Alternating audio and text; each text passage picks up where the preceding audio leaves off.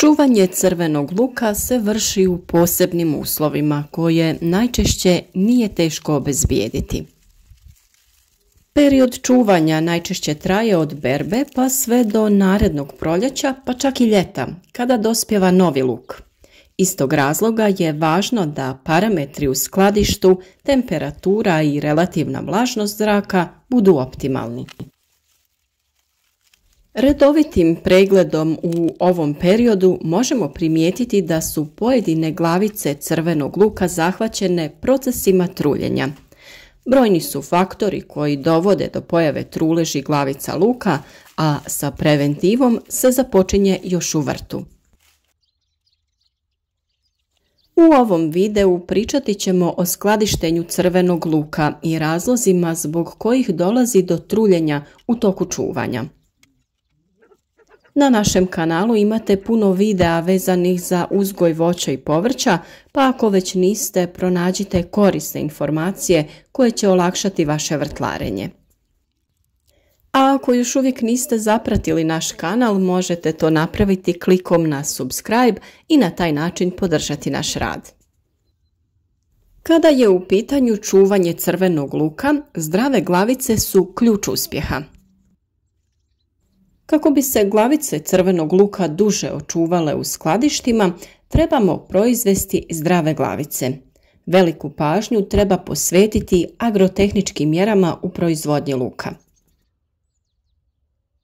Luk se sadi na isto mjesto nakon 4 do 5 godina kako bi se spriječile zaraze iz zemljišta. Crveni luk je kultura koja dolazi nakon biljaka koje se intenzivno gnoje, posebno stajskim gnojivom, kao što su na primjer paradajz, paprika ili patliđan. Najčešće proizvođači prave grešku i preintenzivno gnoje luk dušičnim gnojivima. Ova gnojiva smanjuju mehaničke karakteristike tkiva. Tkiva su puna vode i zbog toga su takve glavice podložnije truljenju. Samim tim, prvo pravilo u uzgoju crvenog luka bi bilo ne dodavati azot u velikim količinama, ni putem stajnjaka, a ni putem umjetnih hranjiva. Za vrijeme uzgoja treba obratiti pažnju i na navodnjavanje, zaštitu od bolesti i štetnika. Mnoge bolesti naime sa polja dospijevaju u skladišta i šire se sa glavice na glavicu. Tokom vađenja crvenog luka kišovito vrijeme može pojačati pojavu truleži na glavicama.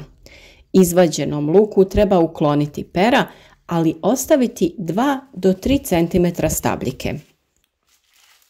Uloga ostavljene stabljike je sprječavanje prodiranja patogena u glavicu, jer će se u procesu prosušivanja vrat osušiti i spojiti, te na taj način zatvoriti put do glavice.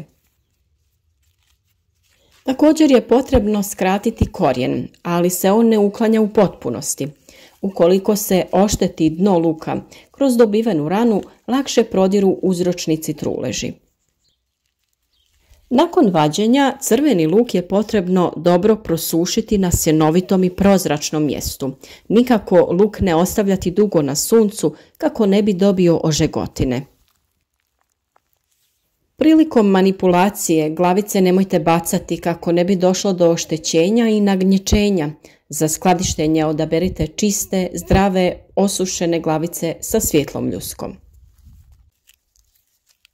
Crveni luk sa manjih gredica može se plesti u vijence. Nakon pletenja vijenci luka se ostavljaju na sjenovitom i prozračnom mjestu i potrebno je da budu zaštićeni od kiše i vlage. Glavice luka se mogu čuvati i upakirane u šupljikave vrećice ili kartonske kutije do 25 kg.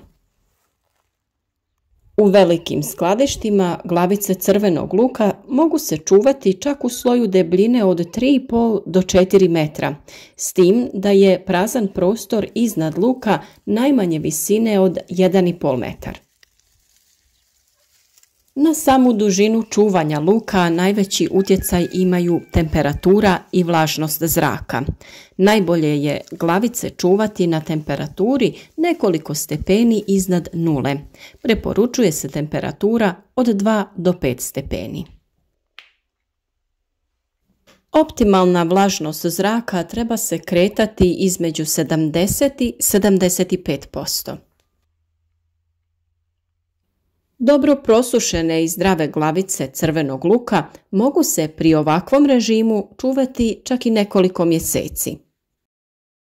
Naravno, u određenom vremenskom periodu temperatura će biti veća, ali tada luk treba držati samo dalje od svjetlosti. Na taj način ćemo odgoditi pojavu klijanja. Ventilacija prostora u kome smo skladištili crveni luk treba biti dobra, posebno prvih mjesec dana skladištenja luka. To će naime osigurati da se ljuska luka dobro osuši i da se na njenoj površini ne razvijaju patogene gljivice i drugi uzročnici bolesti koji dovode do truljenja luka. Sa druge strane, glavice luka se mogu čuvati i pri temperaturi od 20 do 25 stepeni. Na višim temperaturama ne dolazi do klijanja luka, ali glavice gube na masi i kvaliteti. Sve češća pojava bolesti i štetnika utječu na čuvanje glavica crvenog luka, pa ćemo na to trebati obratiti pažnju u fazi uzgoja. Najčešće gljivično oboljenje jeste plamenjača luka. Uzročnik plamenjače je gljivica Peronospora destructor. Ova bolest se javlja još u vrtu na listovima luka. Kako infekcija napreduje, ona dospijeva i u glavicu. Na taj način plamenjača dolazi u skladište i u uslovima neadekvatnog skladištenja širi se i izaziva truljenje okolnih glavica luka. Trulež glavica luka i lisnu pjegavost izazivaju i gljivice botritis, dok bijelu trulež izaziva gljivica Sclerotium sepivorum. Trulež luka mogu izazvati i gljivice iz roda Fusarium, u ovom slučaju se radi o suhoj truleži. Najčešće se javlja trulež gljivica iz roda botritis, posebno u kišnim godinama. Sve ove navedene gljivice oštećuju ili čak uništavaju luk prije berbe, ali zaražene glavice su potencijalna zaraza i u fazi skladištenja. Sušenjem glavica smanjuje se djelovanje ovih gljivica, ali povećanom vlažnošću zraka i većom temperaturom u skladištu moguć je ponovni razvoj gljivica. Za zaštitu luka od gljivica koriste se hemijski preparati, ali i neka ekološka sredstva o kojima smo pričali u našim videima.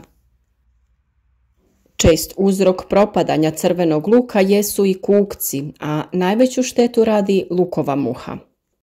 Lukova muha, Hilemia antica, pravi kanaliće kroz glavicu koji služe kao ulaz za mnoge gljivice i bakterije, koje će na kraju dovesti do truleži luka. Protiv nje se borimo u ranoj fazi uzgoja luka, a kako se to rješavamo ovog štetnika, pogledajte na linku koji ćemo staviti na kraju videa i u opisu ispod videa.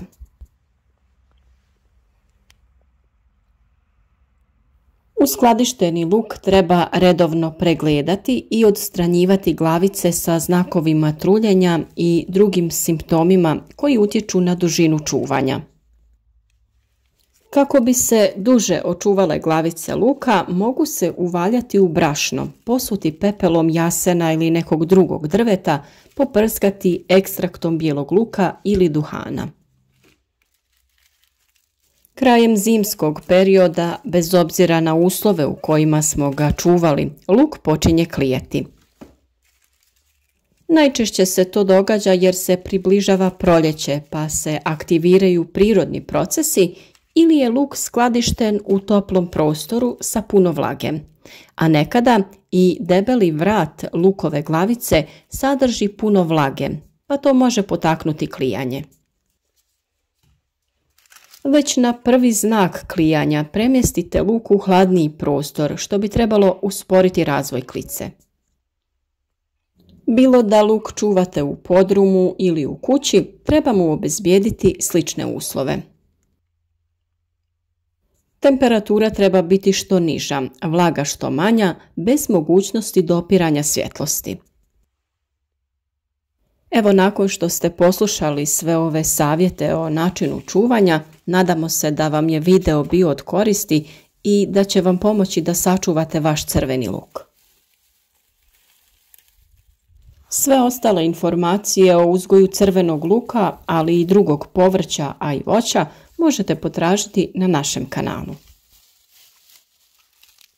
Ako vam je ovaj video ili bilo koji drugi bio od koristi, podijelite ga sa prijateljima na društvenim mrežama. Pomozite nam na taj način da ove informacije stignu do što većeg broja ljudi i njima budu od pomoći.